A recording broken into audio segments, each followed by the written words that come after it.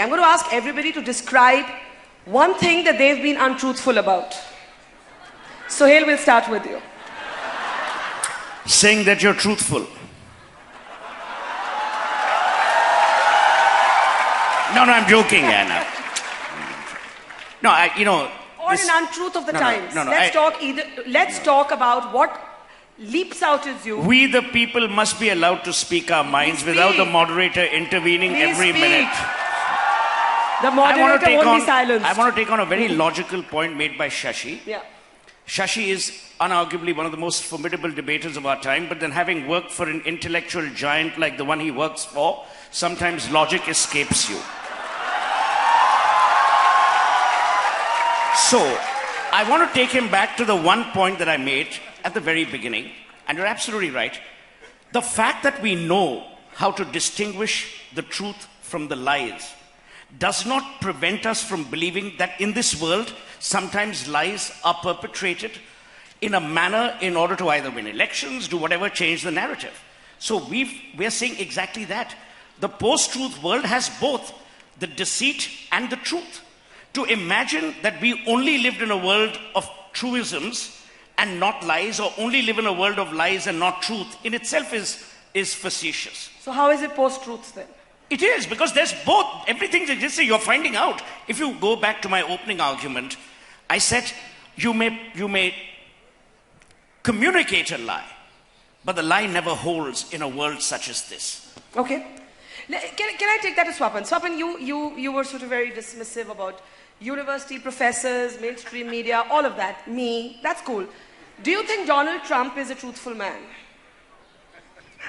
I think only you may believe that. No, I'm asking you what you believe.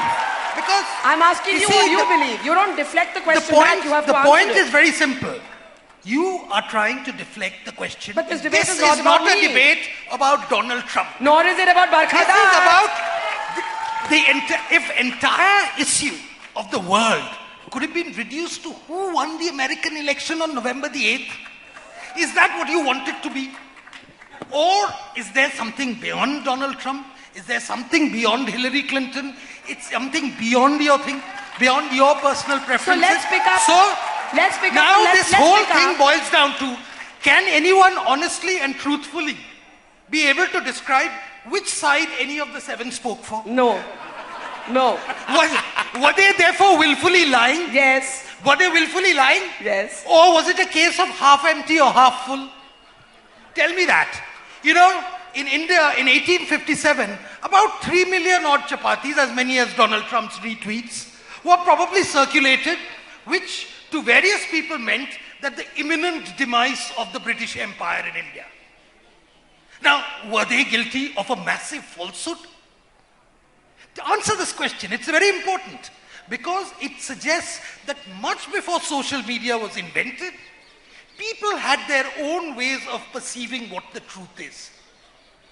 Okay. And therefore, what constitutes the truth for you may not necessarily be the truth for you. There is, in the entire Hindu tradition, a certain lack of certitudes, a celebration of grayness. Okay.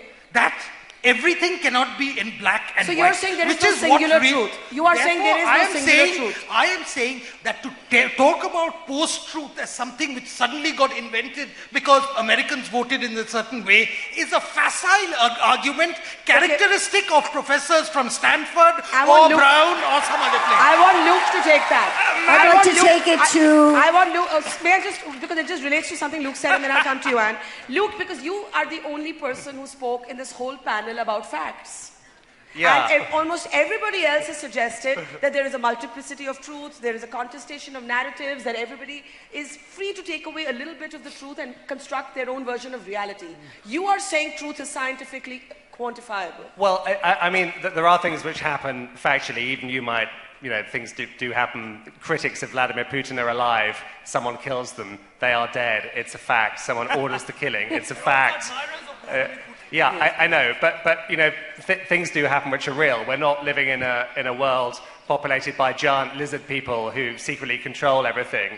We're living in a complex and multifarious reality where, of course, people have different opinions. Everyone's in favour of pluralism, but I think our political class, with no disrespect to the politicians here, has become more brazen. We just had a Brexit debate in the UK where my country idiotically, actually you might have voted for Brexit, I don't know if you're British. Anyway, all right, okay, let's leave that. But voted for Brexit to leave you, hang on, let me finish, leave the European Union, keep the microphone away from this man. Hang on, let me finish. And we had a sign, hang on, we had a sign painted on the side of the bus in favour of Brexit, which says, if you vote for Brexit, we, the British people, will be able to give £350 million a week to the NHS, the National Health Service. The day after Brexit happened, the politicians said, we didn't mean that after all, it's not going to happen. I mean, that's a lie. It's a lie. These people shouldn't be in public office. They should be in jail. I have to one sentence and I have to move on. What is important is not whether people voted for a truth or a lie. But I was in London the week before the election, and I met numerous people, perhaps as eminent as Luke Harding, perhaps reading the same newspaper as Luke Harding works for, who said, we've never met anybody who's going to vote for Brexit. Now that's their truth. And that's their post-truth also. Okay. This willful, headed... Okay, guys. I have to go to Anne now. In any way, that side is divided. Okay. That side is already divided. Yeah, we're divided. 1 minute. I'm going to do this by order. And your whole argument was to reject the phrase. We had a wonderful presentation yesterday where the woman from North Korea spoke, and she grew up in this country with a sense that this was the only reality, this was the paradise, America and the rest of the world was corrupt, and this was a false truth. She grew up feeling, psychologically you can understand, or even philosophically, the idea of a false truth. You think this is your reality, and then you realize it's not. So I just wanted to mention totalitarianism. It's come up a few times, and I think this post-truth idea is on the road. We, as you have said, we are experiencing this already. Think of all the denials, all the post-race, post-Holocaust, post-this, post-that, as if we're beyond these things that have never been sorted out karmically. And in terms of relative truth, you have to think about the Samutpada, this interconnection, and the sense of, one person's truth is another person's. It's very, very incestuous. It's very chaotic. And the reality in the States was so many people knew people who were voting for Trump, who were doing this, who were that. It wasn't just some people over there, the stupid people in the red states. It was very complicated and a lot of strange signals going on. But just to invoke this sense of the totalitarian possibilities that we're seeing in a lot of ways, things are moving, and I think there are enough of us, as we're seeing in the recent protests and so on, and in the intelligence of the Jaipur Literature Festival, that we don't have to go this way. All right, I'll come this side. Shashi, I'll come to you in a moment. Prasid. See, I think to the facts and to Swapan's point earlier, I think somehow, as you said, Swapan, that people are in shock. And if you're talking about, people are blaming social media and saying the social media has given, what has social media done? Social media has given voices to more people. Somehow it doesn't seem to go right with people who felt having a voice is a privilege. Now everybody has a voice. It seems to be going not well with people who held power. The fact there was a closed room club which decided what is right for everyone. Now everyone is saying, you do not know what is right for me. There is social media and there is social reality as well. There were a lot of things which were brushed aside, which are coming forward. Also, let's not take unfair advantage, because we know the lexicon, we know the language, we are good with arguments, so our arguments should hail supreme. We should be able to, the people who do not have the instrument to argue, and they don't have the facility to construct language the way we do, and sit and privilegedly sit on the dais and argue, what about their voices? And social media, if social media is giving them voices, Their voices are the voices you brushed aside. You did not listen to carefully. Let's not forget, if one lie resonates, it also reflects the truth out there. And that's also important to understand. So we're back to this notion, and a quick comment from all three of you, of the contestation of truths. I think that's the point that Prasun makes, Swapan makes. Luke right now, and you, David, are the only ones who are standing by the idea that there is a set of objective facts that cannot be disputed in mainstream or social media. The point is, this is an argument about technology and the impact of a massively, massively disruptive technology on everyone's lives. And that's the net, smartphones, social media. And what we're hearing is, I think, the groans of the class that has been disenfranchised by this, who were the class that controlled knowledge in the first place. True. And at the highest levels of that are the media. And the people at the upper end of the media, because the monopoly on knowledge was no longer theirs, and all these hoi polloi started writing bits and pieces. So consequently, and this is where I think the media can play a huge role, and I come back to the Yeats quote about the best having no conviction, I think, and the worst being full of passion and intensity. If you think that social media gives a platform to the worst and allows the passion and intensity to change the debate, then it is incumbent on us to police that, to empower the media. You've been judgmental again, when you're saying to the worst. Again. That's what I'm saying. The moment you say it gives voices to the worst, you've been judgmental about that. There is only worse there. We're on the same side, man. Okay.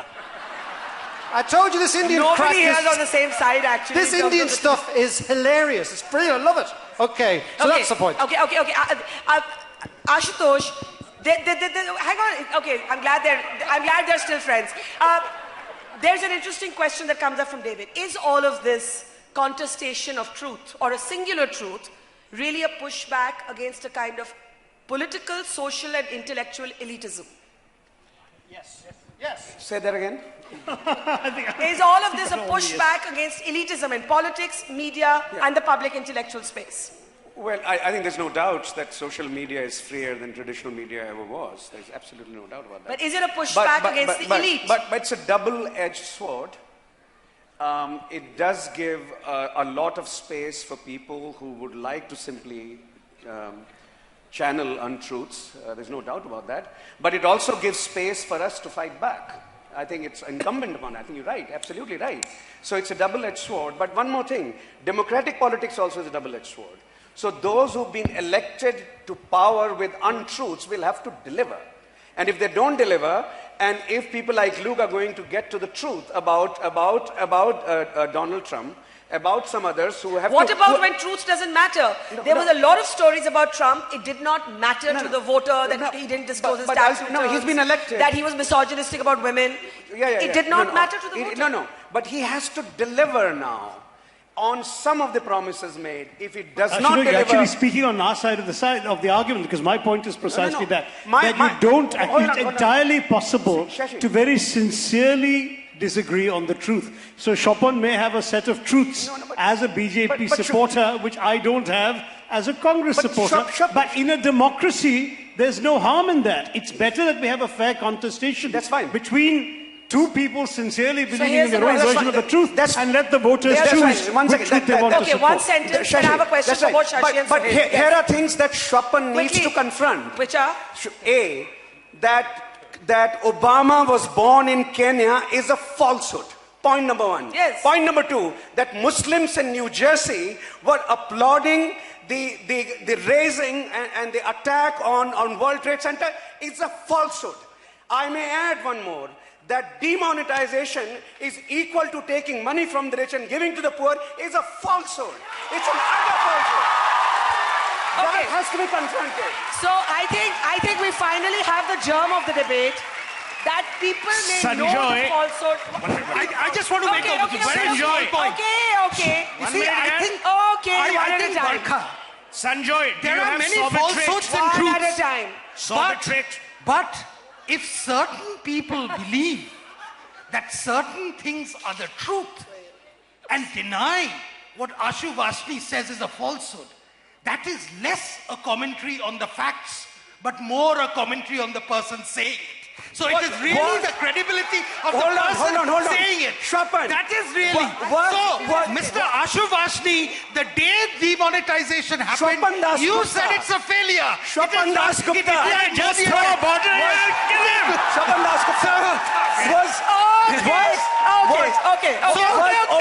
So this is not a professor who's unbiased. This is a professor who's made up his mind. Did you ever see Muslims applauding the attack on World Trade Tower? I don't know. I don't get caught up in American debate. Hang on.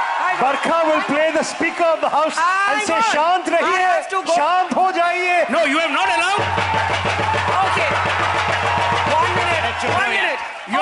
You have again shown your biases. You haven't allowed us to speak. Of course I'm going to allow you to speak. Now, both of you are going to get 2 comments and then we go to the audience. The question to both of you is the same.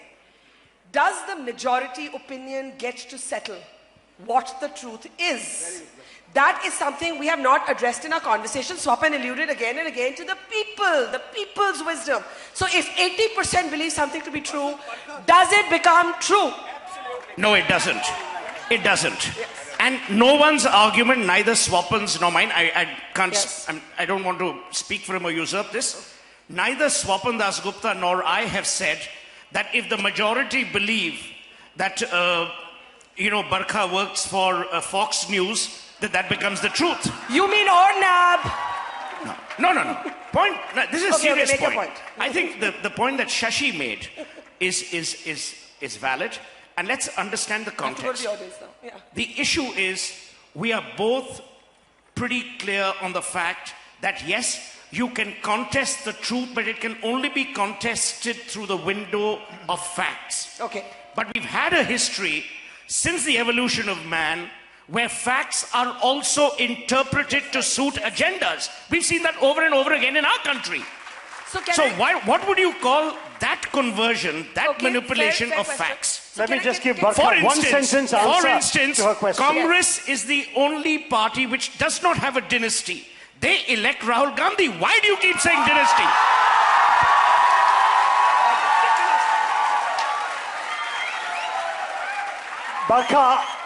Barkha asked a question, does the majority get to decide what the truth is? Yes.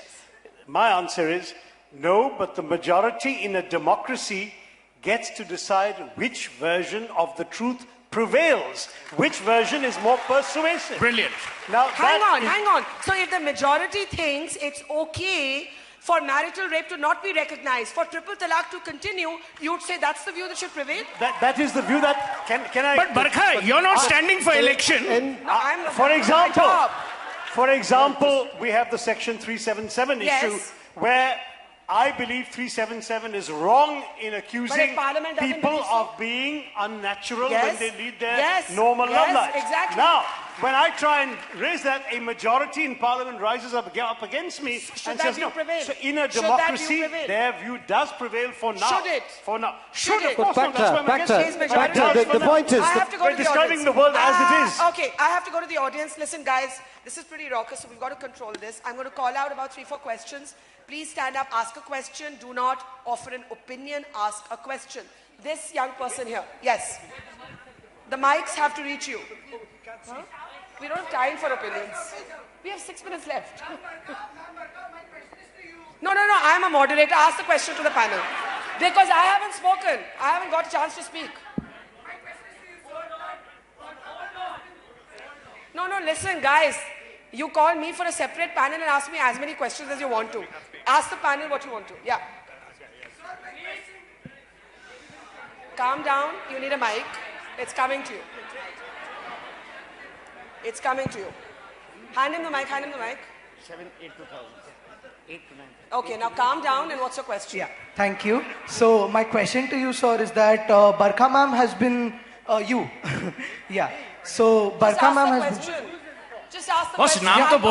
Sir, don't you think that Stanford is in itself a brand name and that it may not be the truth, but then its acceptance rate is so high that people believe it to be the truth, and that is what Barkha ma'am has been standing on since the starting.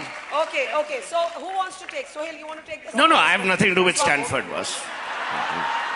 He's an American professor. Ask him. I think let's push what he's asking. What when facts don't matter? Who wants to take that? There are a lot of time people know facts, but facts just don't matter. Does anyone want to take that quickly? Facts, Shashi, you said... Well, I mean, there are fact-checking sites, for example, which establish... Suppose you know a fact, but you decide to vote for whoever, not Donald Trump. But that's not about the truth, it's about values. So, for example, you know that Trump said what he said. Yeah. You actually heard the tape, he's not denied it. Yes. But you say, it doesn't matter, I still want him to be president. Yeah. That doesn't mean that you're rejecting the facts. You're simply saying the facts don't matter as much as the media think they ought to matter. One sentence and I'm taking the next question. Yeah. I completely agree with Shashi. It is again the interpretation and the manipulation of that piece of fact, non-fact, that the media then uses to describe this post-truth, post-truth debate. The reality is, people, if they're digging for facts, will know and must know, and the truth will come out. But you know, there is an interesting question raised by Ashutosh Vajpayee here that, you know, Obama was born in America, but many people spread the falsehood, Swapan, that he wasn't. Is that not objectively a falsehood? But people know he's born in America, na? Yes, but why was it such an integral part of the campaign? Does anyone want to take that? Yeah, here. Can we get the mic to him? Yeah, I'm going to take 3 questions together and then we'll take it back to the panel. Yeah, my question is, when you learned people cannot decide what is truth, why do you expect us to understand and decide that we'll understand what is truth? Okay, we'll take 2 more and we'll take them together. Here in the front row, yes. So my question is directed at Mr. Shashi Tharoor. So you were telling if the truth, if truth is objective, the people are expected to understand it is truth. But then we see a lot of facts floating around, like Sanskrit is being used by NASA, things like that. So when it comes to a normal person, it's insanely hard to verify the truth. So okay, the truth exists, but it's different. So how do you account for this skewed? Got your question. Young lady in the back. Yeah. Just give her the mic. Yeah. So my question is, if the majority cannot decide the truth, then why do we have Donald Trump right now? What do we do? Like, do we change the way people are elected? Because the Americans have to deal with him, right? Majority decided. So I think it's an interesting question. Is electoral validation a signifier of truth versus fiction? Does electoral victory change what version of truth prevails? Who wants to take that? Yeah, can I just say the Trump question just very quickly? I mean, I think, okay, he won the election, we all get that, but I think that the game is not over, okay? Post-truth hasn't won. We've seen 2 million women demonstrating around the world, 400,000 in Washington, hundreds of thousands in London. They're demonstrating against Trump, but they're also demonstrating pro-decency and pro-truth. And I think we have to kind of resist. We have to protest. I think we have to support proper independent media, which deals with facts and not with this relativistic soup. And I think we need to stay cheerful, and I think we need to love each other. Okay, Swapan, then Ashutosh. You know, Bertolt Brecht once wrote a poem, and he said, wouldn't it be easier just to dissolve the people and elect a new one? And I think that really is at the heart of this thing. Luke Harding, Donald Trump is 2 days old in office, or maybe 3 days old in office. He's already announced that we are going to run a campaign to oust him, hound him. Hound him from office, get him impeached. Let me give a slightly different answer. For that, we will do everything. His newspaper would do it. That is what they will do. And the point is very simple. Is it your business, sir, to actually ensure that 200,000 come out in Washington, 400,000 come out in London, or whatever may be the thing, the fact that no one came out in India? Is it your responsibility as an upholder of the truth? Okay, let's move on. Okay, no, this is the point. People do not believe certain things because they know it's coming from people like Luke Harding. That is because he has an agenda. Okay, but coming back to your question, the truth about hang on 1 second. What Mr. Trump said about women does happen to be true because he said it, but Trump also emphasized other truths about people losing jobs, people not being able to afford the houses their parents could, people not... And so one set of truths was in contestation against another set of truths, and people voting for Trump decided that these economic truths and the hope that he represented mattered more to them than the truths about women. Something very similar happened in 2014. But of course he's going to do nothing. They said some things that are being promised matter more. So it's a question of contesting truth's multiple versions So of we're truth, back to that. it doesn't mean that it's post-truth. Okay, Ashutosh, you wanted to take Yeah, that, so- and then I'm going back to the audience. Yeah, Yes. yeah. Electoral validation is not about the truth. Electoral validation is about who will run the government of the nation. Yes. These are two different things. These are two different things. An untruthful party can come to power for all kinds of reasons. That has nothing to do about truth. That is one second. That has something to do about emotions, beliefs, prejudices. It can all happen. It's happened in history. That's not about the truth. And the same person can also be impeached, can be thrown out. Nixon was elected and impeached then, more or less, and had to go. And more or less, had to go. More or less, that's the untruth. More or less. Incidentally, he was impeached, but the impeachment, when you say, incidentally, even... Also, the electoral Look, college was built. the thing is about democracy is that the truth is rented for 4 years. Yes. And then, if that narrative doesn't work, that truth is kicked out, and another truth is rented for 4 years. Yes. And that's the system, and it's not bad. Okay, two questions from the I have a floor. question. How did you end up doing this Times Now show? And does the nation want to know? Well, news has become theatre, and moderators now have to act. So I'm trying my part. All right, last two questions. No, wait. Let's go further back. Yeah, here at the side, the blue shirt. Yes, blue shirt.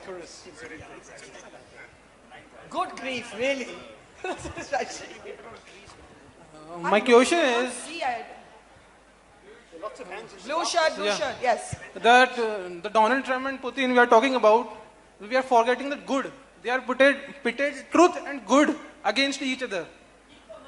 Okay, that's a comment, not a question. Does anyone No, have a question? I wanted to ask Mr. Ashutosh. What's the question? Like, are they succeeding, Mr. Putin and Trump? Because they have said they will deliver, they will promote good. Okay, than I'm truth. going to take that, and I'm going to. Hello? Okay, wait. A number of men have dominated this conversation. Is there a woman in the audience who has a question? If you're there, stand up. Stand up and show me where you are. Right here. Okay. Get her a mic. So my question basically is for the people who are on this side of the wall. All our leaders currently are more popularists. There's nothing post-truth or truth about them. Can you comment on that? They're all popularists. Donald Trump did everything. He said everything he possibly could to come in the news. Yeah. Similarly, Narendra Modi or Putin. Can you just comment on that? So it's actually okay, so we're back to the notion of majoritarianism and how populist politics is where it's at. Maybe it always was. Has something shifted? Has something shifted in the power of populism? Like, who wants to take that? And then we have to go to closing comments from all of you. Yeah, I think she's right about the populism that's prevailing in many countries. And what is worse about populism is one leader presumes to speak for the people. And everyone who disagrees with him somehow doesn't belong to the people. And what is more, either you agree with the leader or you are anti-national, you're anti-people. Yeah. Now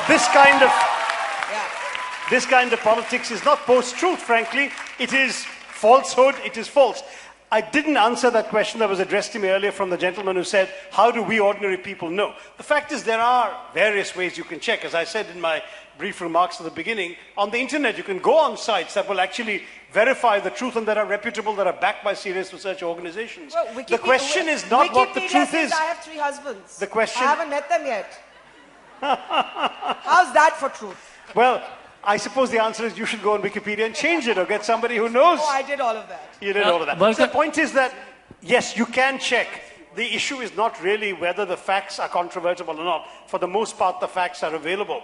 The real problem is how much it matters to you and whether sometimes you're more seduced by the lies of certain politicians or certain figures than you are by the truths that are told by less interesting, less attractive. It's now time for closing. Barkha, just one thing. Okay, one second, closing comments. I feel that, we have not discussed the role of mainstream media here. No, we've done No, we nothing haven't. but media. We haven't. Because we blamed social media for giving voices of this kind and that lies have been propagated. You look at the fact that today 2 politicians debating on a channel is laughed at and enjoyed as a piece of entertainment while your future being discussed. Yes. I mean, you have given a certain narrative and a style. When that style is taken by people, and you say people can't distinguish between what is the mainstream media news, the reliable news, versus what is fake, you have trained them not to. You have trained them to take everything as entertainment. I agree so with where you. do they draw the I line? agree with you. So I think it's important when we blame everything on social media, we also understand that the role of mainstream media has also been pretty responsible when it comes to the future of the country and serious matters. I will surprise you by agreeing with you and say the crisis of TV news media is it's trying too much to be like social media and has forgotten to be like itself. Now, closing comments, 2 minutes each. The drum goes off at 2 minutes, then we take the final poll. We will do 1 for, 1 against, 1 for, 1 against. Suhel, we'll start with you. Closing comments on what? 2 minutes. You have 2 minutes for summation. No, I still believe that the narrative that we began with, and in my opening remarks, that we are not talking about living in a utopian world. Yes, we do, to our mind, live in a post-truth world, but the good thing is, and Shashi alluded to that in that post-truth world, you are able to have facilities which help you distinguish between the truth and the untruth. Luke Harding spoke about the fact that the facts will always obliterate an untruth more scientifically than anything else. But I want to leave one last point. The premise that we wish to offer is that even facts, as we've seen over time, are manipulated to serve a particular narrative, either in their interpretation or in their presentation. That will not go away. Until that remains in our societies across the world, I genuinely believe that we will continue to live in a post-truth world, aware, however, of what we must do as responsible global citizens to shrink the difference between facts and lies. All right, Anne. Traditional analogy for the perverted truth is seeing a rope as a snake. As far as your mind is concerned, it is true, but it is still perverted. You could say that the psychotic world is a kind of truth, although it is not all that true. It cannot be denied as false because it is what you are experiencing on the spot. So even though it is a lie, it is a true lie because it is experienced as the truth. And maybe we think of the totalitarian situations I tried to raise. And so you have this paradox and danger of those kinds of regimes. I mean, Trump is already showing with these appointments in his cabinet. We have Exxon running our Secretary of State. We have, the foxes in the hen house, the complete opposite of what he has promised. All the people who vote for that is quickly going to come unraveled. And it'll take people like, the progressive Sanders and so on to keep pointing it out and driving it home. But the point is that he, like the Weimar Republic, I mean, we only have to look at the textbooks for fascism to see how this works and see the way things are manipulated, the manufacturing of consent. It's already happened in a way, and we should know better. The point is that the internet was invented by the military. It can be unplugged at any time. We have NASA who can track every single move that we're making. We're in a very I call it the avant-derrière world. Okay, Ashutosh, Anne speaks about manufacturing consent, but actually I think the post-truth world is about manufacturing dissent. As Prasun said, news is theatre, polarized politics, polarized media. Please, your last comments. Well, Barkha, 2 points. One, democratic politics is a contingent politics. Those who came to power today will have to deliver some of their promises, and maybe we can't throw them out if they don't deliver in the next election. But in democratic politics, it's not set in stone, no one is there forever. And therefore, we can throw them out at the next available opportunity, whenever that is. So I don't think you can take the notion of contingency out of democracy. And that gives hope to those of us who are opposed to Trump. That does. And those who are opposed to Modi. That does give hope. So second, social media, it's clear that knowledge, the intersection between power and knowledge, that was the main theme of what I said, that structures of power can manipulate knowledge, and that's been true during the colonial period and in the modern period overall. Yeah. That's been true. Most people would argue that, at least in the West, the notion of pre-modern truth or ancient truth was incontestable. There was some notion of truth. Modern times is different. Okay. So what social media has done is it is taking the mediatory institutions away. Okay. Which were which were the academies and traditional media. Those two forms. So this is both a very dangerous moment because it allows a much easier propagation of fascist ideas, but also it's a double-edged sword. We also need to understand this, and we need to contest. Okay. And we need to use social media to contest and present our version of truth and convince people that we're right. Now we're back. There will be more suffering. That's the problem with Trump. More suffering. Okay. We're on concluding remarks. Swapan. We are almost everybody keeps bringing it back to our version of truth, their version of truth. Is there ever, in your mind, a singular truth? See, I think this is a very contrived debate. This whole debate happened because America sneezed. It's America sneezed. America sneezed. Why do you and evade? The rest of the world Swapan, thinks answer they've got the question. Answer the question. Vashni Why do you evade? Always the likes of Ashutosh Vashni, who spent their time campaigning from Brown University to influence elections in India. And you justify Dadri lynchings in your writings. You justify Dadri lynchings sitting here, sitting in Delhi, you justify Dadri lynchings. All right. What about that? Ashutosh, please, Swapan. I think we've just seen a very good advertisement for the quality of education and teaching in the universities of United States. And the answer to this and the lies propagated in your columns. What happens to Donald Trump is none of our business. Hello. Barkha, We are strictly not only going 2 to minutes. have Barkha, our language, it's 2 minutes each. our sense of what constitutes the truth and untruth influenced by a specific debate which is going on in the United States, and may they do their debate as well. You see, this is back to the old notion that the mob has taken over and the mob has left the people. Now, Dickens had a very nice thing to say about it in Pickwick papers. No, I think it was Mr. Pickwick who went to a thing and say it's best under these circumstances to follow the mob. And then I think it was Mr. Snodgrass or someone who said, but what if there are two mobs? Okay. And David, his answer was, run with the largest. Okay, David, Luke, and then Shashi, we have to end. 2 minutes each. Yes, David. It seems to me that this entire discussion is about the nexus between politics and the media. Your country is 70 years old this year, okay? My country came out of a broadly similar sort of partitioned ex-colonial settlement, which was neither good nor bad. But you're 70 years old, and maybe for the last 70 years there's been a very cozy nexus between the political class or caste and the upper echelons of the media.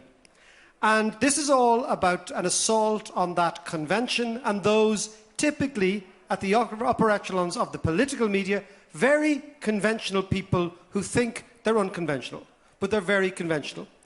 And I believe that what we have here is just a revolutionary moment of displacement of a class. Now, the problem with the conventional people is they don't like changing tack. And this is my appeal to the media. In fact, Galbraith, the great Canadian, although the Americans pretend he was an American economist, when speaking of conventional people said, the conventional man, when faced with the choice between changing his mind and finding the proof not to do so, typically gets busy working on the proof. So it is up to the media, and I really, really believe this. This is because I'm back to Yeats, to realize the game has changed. It's not an assault on fact, but it's assault on how you deliver the message. And 2 minutes the media has the responsibility, and the media will win this battle. Okay, so Luke, take that on or push that further, because I would argue that the media today is under much more pressure to actually take sides, because there is a suggestion that you had a side anyway, you may as well be open about it. At least that's a kind of insinuation that you hear a lot in India, that why don't you just wear your politics on your sleeves? Why don't you be the MSNBC to the Fox News, as happens in the United States of America? Yeah, I mean, I just come back at Swapan. I seem to have become his whipping boy. I don't quite know how that happened. We only met half an hour ago, but Swapan seems to think there's an election and that we all lie down like peasants for 4 years and do nothing. I don't agree with that. We're not peasants, okay? And our job, I'm pro-peasant, but, you know, I love your remorseless anti-elitism, but shush, shut up. The point is, it's the job of all of us, investigative journalists, citizens, you know, husbands, wives, whatever, to hold power to account, to engage in current affairs. And if a politician tells a lie, not of course the Swapan would do that, but, you know, they shouldn't be allowed to get away with it. And I would just like to make, after a wonderful, I have to say, wonderful debate, Barkha, really kind of crazy, Jaipur, you guys are crazy, is just a calm plea for method, if that's not too unfashionable. I think we should be cool. I think we should look at the evidence. I think we should be empirical. And I don't want to be the last old-fashioned guy on the panel, but I really do think there is the truth rather than a million truths. We can have a million different comments. So you're that's the only fine. one who's actually but said that. actually, we do need to live an empirical reality. That's important for all of us. Thank you. So, Shashi, take the last word on this. We had, as I was trying to say earlier, we had Plato's very complex notion in the Republic, Plato's cave and sensory perception and how that's a subjective interpretation of the truth. And from there, you've journeyed to the echo chambers of Twitter, where if you disagree with somebody, you're anti-national, you're a prostitute, you're whatever, or everyone's measuring and evaluating you all the time. What I find is happening with journalists is that they are under immense pressure to play to the dominant narrative because they do not want to be labeled. In that environment, how can anyone be calm, as Luke is asking us to be? Calmness may be difficult, particularly in the environment we are now. But I'm just, if you go back to the topic of the debate that we're living in a post-truth world, my argument is we're not living in a post-truth world. We're living in a world of multiple truths and contending truths. And we're living in a world. We're living in a world in which a lot of lies have always prevailed. Let me tell you one little anecdote. 40 years ago, since we've been talking so much about Trump, America elected the non-Trump, Jimmy Carter, to be president. A man who campaigned on the slogan that he would never tell a lie, that he would always tell the truth to the American people. And a journalist asked Carter's mother, Lillian Carter, "You mean in your family no one tells a lie?" And the old lady said, "Well, sometimes we tell a white lie." So the journalist said, "See, I got you. What is a white lie? Give me an example of a white lie." And Lillian Carter smiled sweetly to the journalist and said, "Well, I told you when you walked in that I was happy to meet you." Now that is a white lie. Now the fact is that here we have a situation where there are these contending versions of the truth. And the contending versions of the truth in a democracy will be adjudicated by electoral processes. But I also agree with Luke that there is a period of accountability between elections in which the media can hold the tellers of imagined truths accountable. You know, when I wrote An Era of Darkness, after all, that's why I'm here in Jaipur, I was asked in a number of forums by young students, how can you claim to be objective? You've taken even your title, Take Sides. And I said, frankly, everyone has facts available to them. For every historian, and I'm only an amateur historian, the facts you choose to focus on will reveal your bias. Okay. There's no such thing as comprehensively objective history. So yes, even at the time of partition, there was Gandhi's truth, there was Jinnah's truth. And one could argue, thanks to with partition, Jinnah's truth prevailed. The truth is that as far as we're concerned, we can choose to focus on truths that are buttressed by the facts we find. Okay, so before I take the poll, Swapan just handed me his phone to talk about false truths. So there's somebody who tweeted and attributed a comment to him, which was actually Ashutosh Varshney's. Demonetization equals taking money from rich and giving it to the poor is a falsehood at Swapan 55. Here we have in motion how just incorrect attribution can create a falsehood, which takes us back, no, not just by liberals, but equally by the right wing, which takes us back to what Luke said. There is such a thing as accuracy. Whether you call it truth or not, there is such a thing as accuracy. And we are now going to see if this panel managed to change your mind. You remember how we opened? I'm going to put the proposition again. This house believes we are living in a post-truth world. Those who agree, raise your hand. Raise your hand. With a voice vote. Do the ayes have it? Do the ayes have it? We can't hear you. Is that a yes? Louder. Okay, the other side. Those who think we do not live in a post-truth world, it's all a lot of mumbo-jumbo. Now, this is confusing, so we won't... Repoll. We'll do it by a show of hands because... So we had 1% in the beginning, 1% in the beginning who disagreed. We now have many more. We'll start again. Those who believe we live in a post-truth world, raise your hand. And with a voice vote. All right. We do not live in a post-truth world. It's all a lot of mumbo-jumbo. This debate is drawn. Thank you very much. Thank you all very much. Thank you, Barkha. Thank you, our speakers. Ladies and gentlemen, thank you all. 10 years of the Jaipur Literature Festival. There are many truths. This is a platform for all of these. We'd like to take this time to say thank you. First to all our wonderful speakers. Give them a big hand. They've come from across the world and across the country. To all of you, all our wonderful audiences in Jaipur and to the city and to the police, a very big hand. To all our sponsors who make this happen. And finally, to the volunteers who've been exceptional across every venue. A big hand for them. On behalf of all of us, Namita, William and my colleagues, Sharupa, Preeta, Ankur, Rahul, thank you all so much and all of us at Teamwork. See you next year, 19th to the 23rd of January, right here at Diggi Palace. Thank you, Jyotika. Thank you, Ram Pratap. Thank you, Jaipur.